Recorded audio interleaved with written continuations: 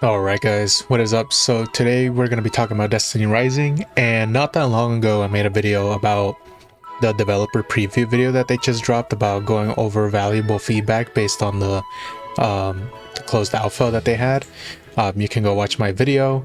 They talk about customization, challenges, and more rewards coming to the game once it actually drops. And as a follow-up, they actually dropped an FAQ.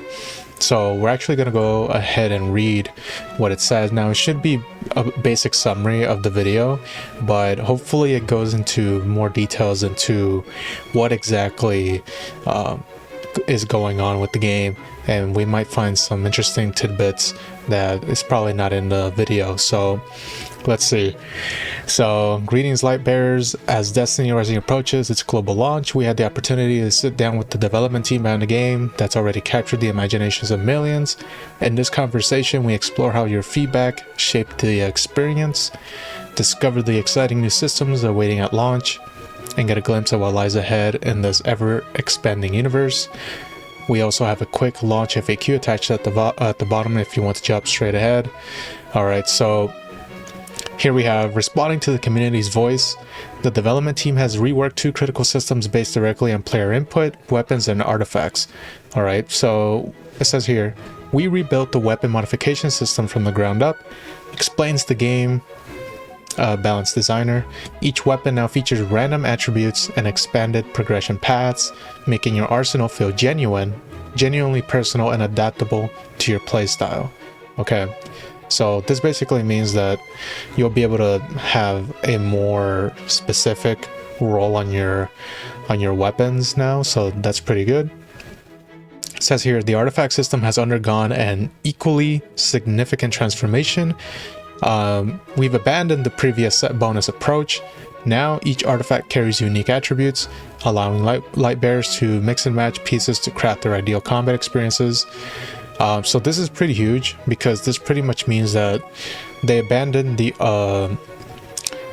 artifact set bonuses. So instead of having like a 2-piece, 4-piece, now you can just have any piece that you want that matches whatever it is that you want to go for. So this basically means you'll be able to have a more personal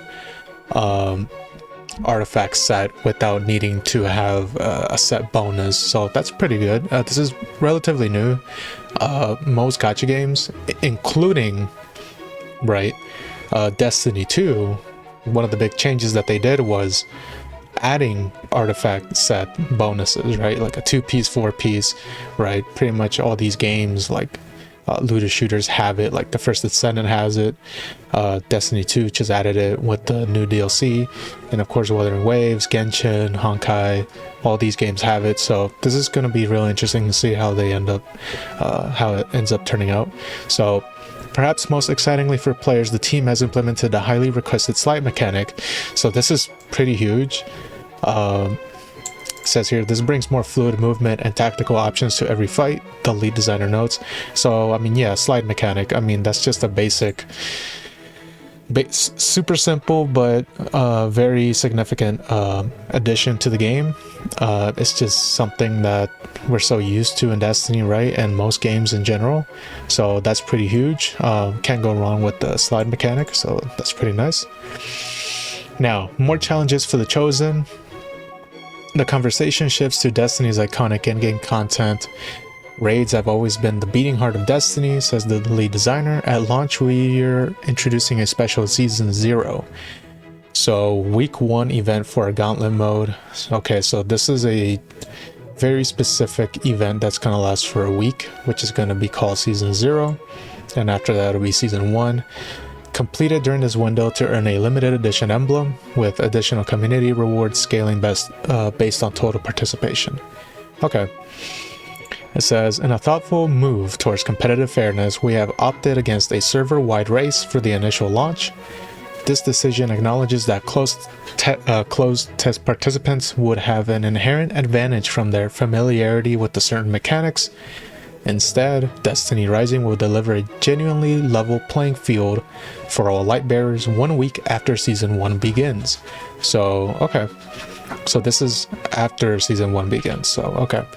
The season 1 week 1 event will launch at the same time worldwide, not by server local time, ensuring everyone starts their journey on equal footing. In the second week of season 1, we'll release the true challenge version of the gauntlet with its own week 1 race. Okay, it's really exciting here. This hardcore version includes secret mechanics and tougher constraints, all with fair balancing. I don't know what fair balancing means here, but alright. Players participating in season 1 week 1 event will see their progress tracked on a live in-game leaderboard with exclusive rewards and dynamic emblem that showcases their achievement. So this is pretty huge. So basically, if you're able to beat it within this certain amount of time frame, you'll get the dynamic emblem. I don't think they've shown it, but yeah, it's exclusive. So if you're into that, that'll be pretty nice. And of course, there are other rewards you can get as well. Now, the narrative thread. While combat excellence remains central to Destiny Rising, the team emphasizes their commitment to the rich storytelling that defines the franchise. After launch, you'll discover exclusive narrative quests centered around key characters, reveals the lead designer. These missions let you explore personal journeys of different light bearers, revealing their unique perspectives and beliefs about our universe.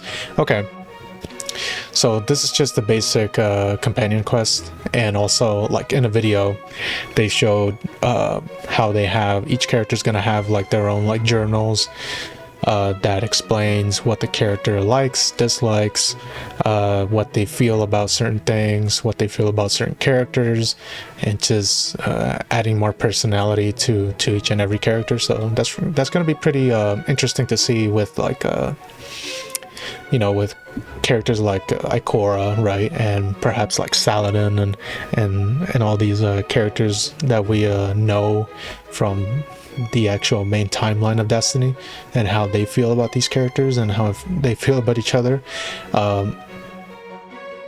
It's going to be a rather inconsistent, I'm assuming, because this game is like non-canon to the main game, so there's definitely going to be a lot of inconsistencies, but we'll just see how they handle it. I mean, what can you do, right?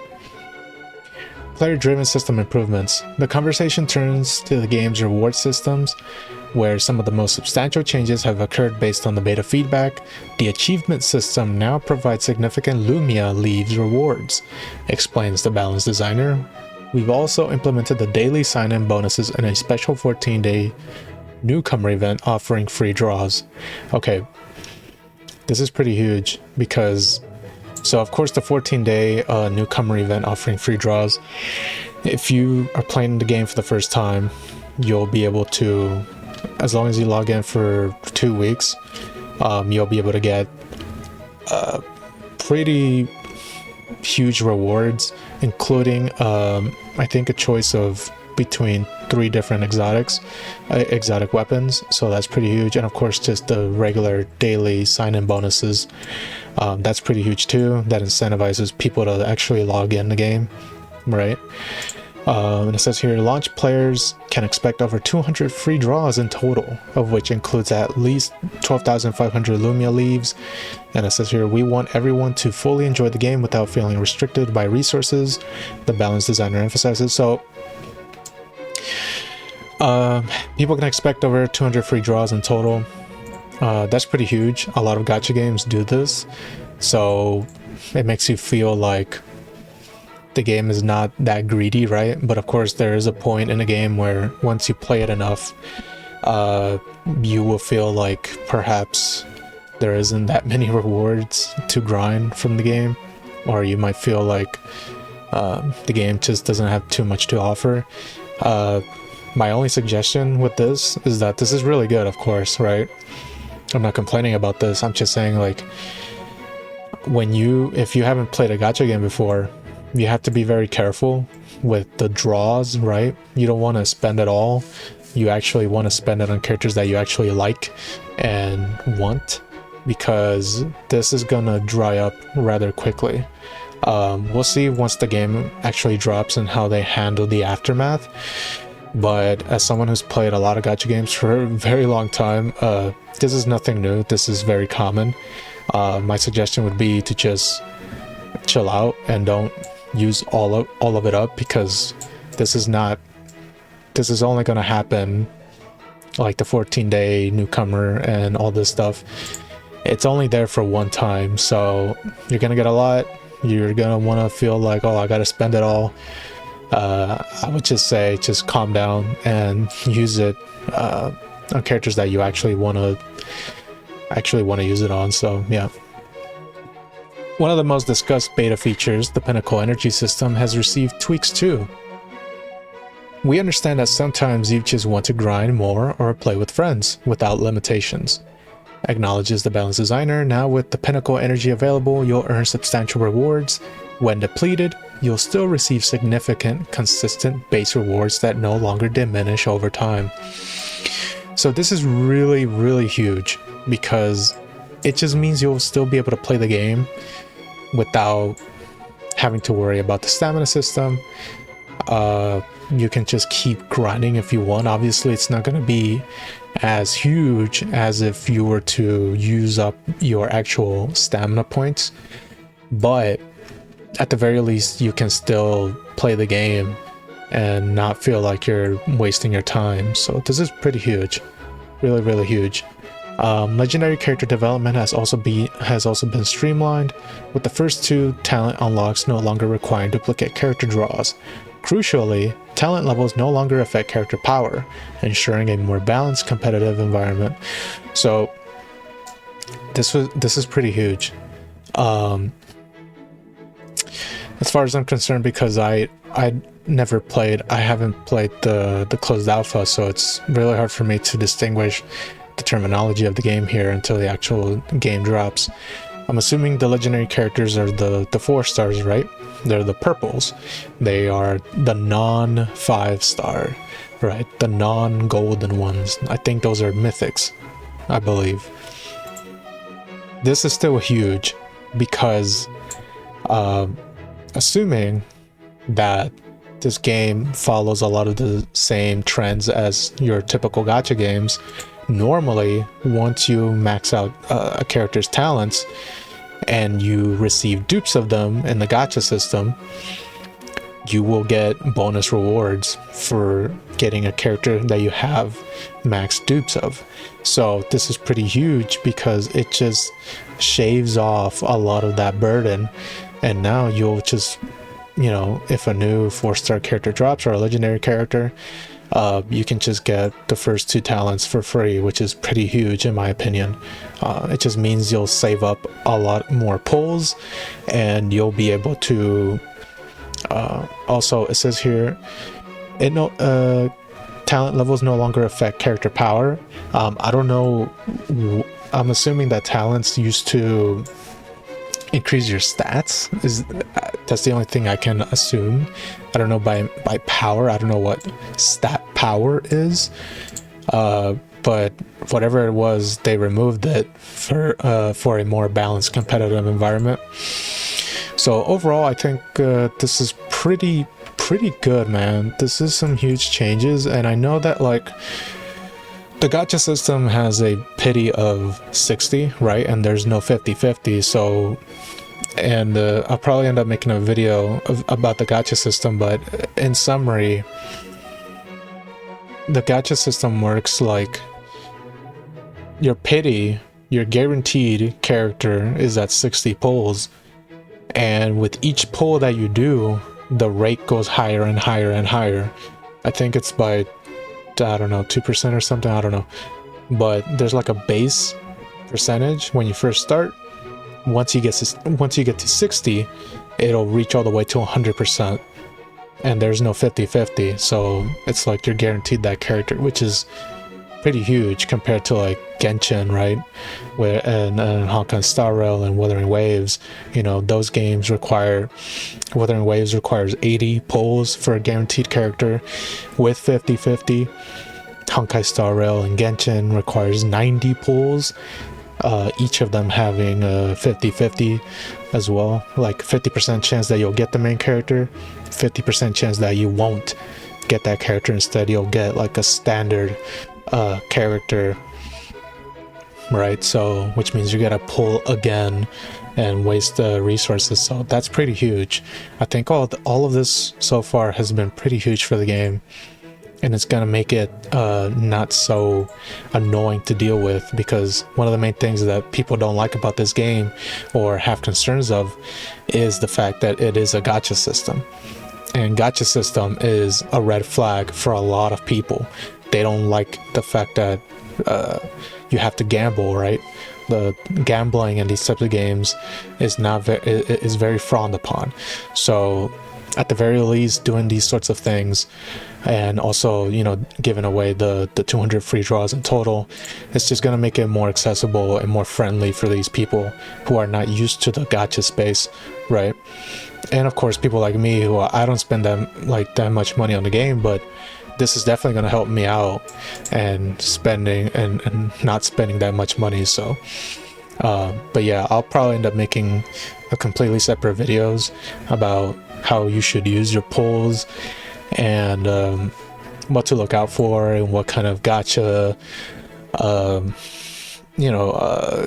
gacha mechanics you gotta avoid. It's just very we'll see. So far this is pretty good, but yeah, let's read here what they have here. The road ahead. As Constant Conversations concludes, the lead designer shares some exciting news about the game's launch and future. I'm thrilled to announce that our global pre-registration has reached the incredible 10 million light bearers. Those pre-registration rewards including an exclusive exotic ornament and 10 free draws.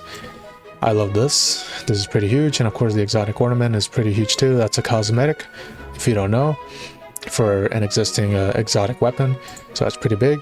10 free draws will be awaiting for everyone at launch. That's pretty good. The global release will support multiple languages from day one: English, Latin America, Spanish, Japanese, and both simplified and traditional Chinese, with more languages planned for the future. This is really huge. More languages means more accessibility for players around the globe to play the game. Server infrastructure spans 4 major regions: Asia, Europe, North America, Latin America, with cross-play between iOS and Android, enabling seamless progression and social connections regardless of device. This is huge. If you're someone who's constantly switching phones between Android and iOS, this is really big. You don't have to worry about your save data being stuck in one device and whatnot. This is huge. Cross-platform is like a must for these gacha games, or not just gacha games, but mobile games in general, and not even just mobile games, but games in general, right? Even like, for example, consoles and PC, like cross-platform is really, really important. So just very consumer friendly. Looking to the future, Destiny Rising's seasonal update the season update every 2 months, with new characters content arriving every 4 weeks. Okay, so new characters content arriving every 4 weeks. Weekly maintenance and smaller content updates will ensure the experience remains fresh and technically sound. Okay, this is really interesting, because normally we'll see how characters how much they end up spamming characters, right? Some of the games tend to have a 28 days per character, and then we end up getting a new character after that. Some characters is usually around maybe 3 weeks, but it says here every 4 weeks new characters content. So we'll see how long these characters will end up staying for people to pull on. So yeah, Destiny Rising global launch FAQ. So these are the servers and the time that it'll end up dropping on day 1. So I live in I'm going to be in a North American server. It says here 9 a.m. PDT. Now for me, 9 a.m. PDT to EST is 12 p.m. So that is my time. that is gonna, I'll be able to play the game at that time. So if you're in the east side of America, North America, it's gonna be at 12 p.m. So that's pretty huge. And then we finally arrived to the questions and answers, right? So there's just a bunch of basic stuff that we already know, but it's still pretty important to go over anyways. So will there be a pre-download available? Yes, you can pre-download the game on the 27th, the day before the game actually drops. Which platforms will Destiny Rising be available on? So okay. So it's going to be on iOS and Android devices, App Store, Google Play, and the official website. So yeah, no consoles or PC ports, unfortunately. Hopefully one day. Will there be crossplay between iOS and Android? Yes, that's pretty huge. That means you can play with your friends no matter what devices they're on. If you're on Android, you can play with people on iPhones. If you're on iPhone, you can play with people who are on Android. That's pretty huge. Can players from different servers play together? We currently have 4 different servers worldwide, and players can only play together in each server. Cross-server play is not available. So, unfortunately, you got to stay with your own servers. Even though you can play with different people from different devices, you are stuck to that server, okay? So if you're in the North America server, you cannot play with people in the Asian servers, and Latin America can play with, you know, it's there's no crossover, okay? Closed beta updates. I'm a closed beta player. How do I get my rebate in the global launch server? So if you didn't know, if you played the closed beta and you spent, I think if you spent money, right? If you spent silver, I think you end up getting like a multiplier back when the game actually launches. So I don't remember exactly the rebate multiplier, but basically you'll get like, I think like double the amount that you spent on the closed beta. You'll get double of it back when the game actually drops. So it says here you'll need to log into the game with the same social account you used during your closed beta experience. For more details, refer back to our rebate blog here. So yeah, if you bought silver during the beta, you'll be able to get I believe it's double the amount once the game actually drops, so that's pretty huge. I'm a closed beta player and I still have my old testing build. Can I simply update that build to get access to global launch? No. You will need to delete the previous build and download the latest version from the app stores to ensure a smooth entry. So yeah, if you still have the beta app, you'll need to delete it. It's not gonna work. Technical requirements. So what are the minimum devices requirements? So it's going to be available for iOS and Android devices. For minimum operations, we recommend Snapdragon 835 slash MediaTek Dimensity 700 or newer processors for Android devices, and iPhone 7 or newer for iOS devices. Alright, so there you go. If you're going to be actually playing the game on your Android devices, that is the recommended specs for your Android devices. And if you're playing on iPhone, they recommend an iPhone 7 or newer.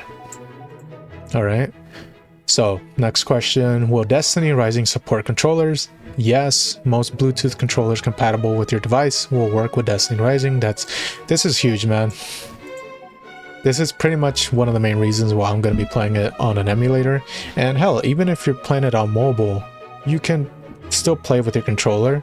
It's going to be a little awkward to have your little phone screen with the big controller. You know, it's going to be a little weird, but at the very least, you can use a controller to play the game and not have your big thumbs rubbing all over the phone and not being able to see anything. So that's pretty huge.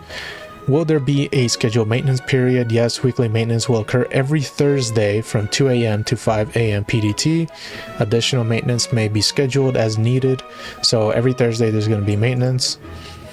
where can I report bugs or get help? You can reach us through our official Discord server. So if you find a bug and you want to report it, then you need to go to their Discord and report it. And of course, here are the recommended specs for your Android devices. You need a storage requirement, and this goes for iPads, iPhones, and Androids. You need a storage requirement of at least 15 gigabytes. That is that's quite a lot. So 15 gigabytes is the minimum requirement for the game. And there you go. That seems to be about it. So far this is pretty huge. They definitely improved a lot from the closed alpha. I can't wait for the game to come out. I'm gonna be making a crap ton of videos on the game. I definitely want this game to reach a high potential, and we'll see where it goes from here. But yeah, with that being said, guys, that'll be it. If any new news drops about the game, I'll make a video on it. But with that being said, thank you so much for watching, and I'll see you guys next time. Peace.